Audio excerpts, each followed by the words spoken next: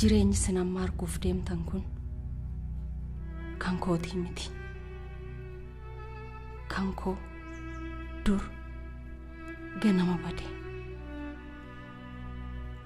An amma kanan jiraadhu. Hundee jireenya koo. Tokkittii koo. Fakkaattii koo kan taate.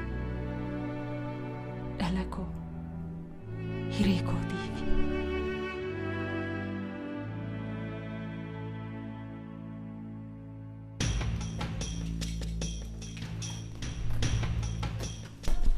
iyyummaa lafatti gassidamatti jirtu akka saree maraatti ergamaa har'a garuu garaasti dhootamnaan akka namaa ta'uu barbaadde. Si beeka saree maraatu inni guutuun fayyadu. Si namoota karaa korra deeman akkamittiin akkam balleessu beeku.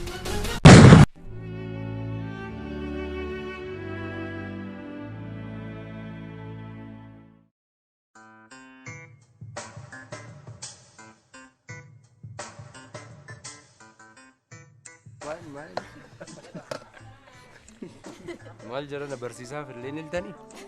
Barataan nyaatanii jira.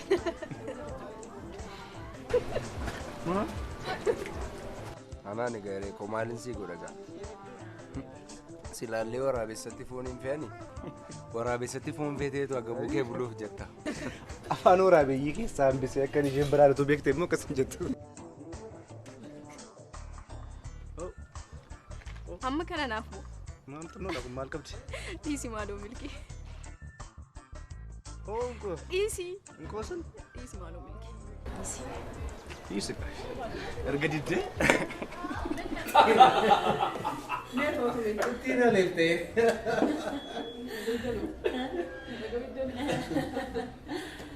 Dhimma keenya gara dhufneetti adeebinu.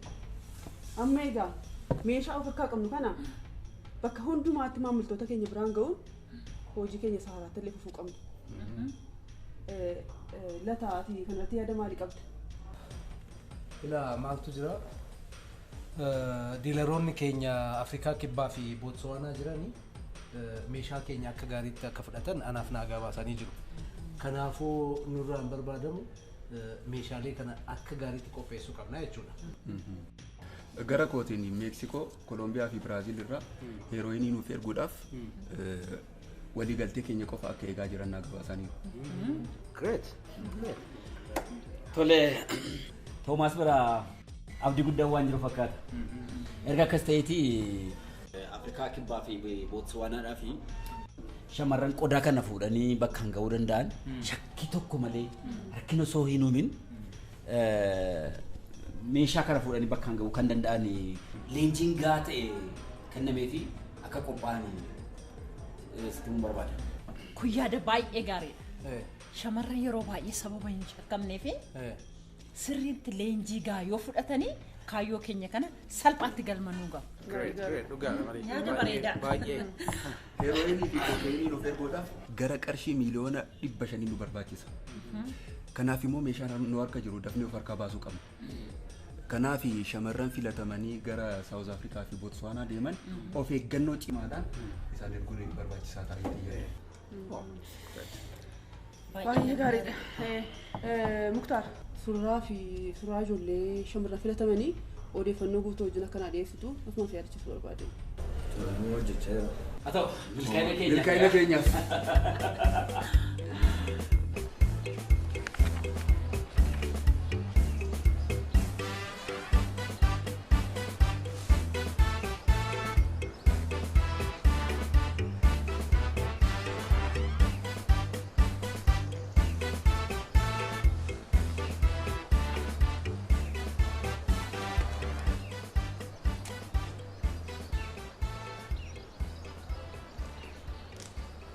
Abdiidha miti? Kamittiin na bartee? Yaaddeettaa gaafan si wallaala. Jechuun harka koo qofa qaqqabdee akkamitti na bartee?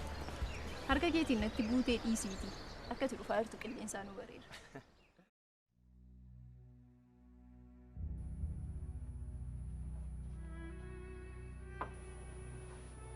Eessa deemta?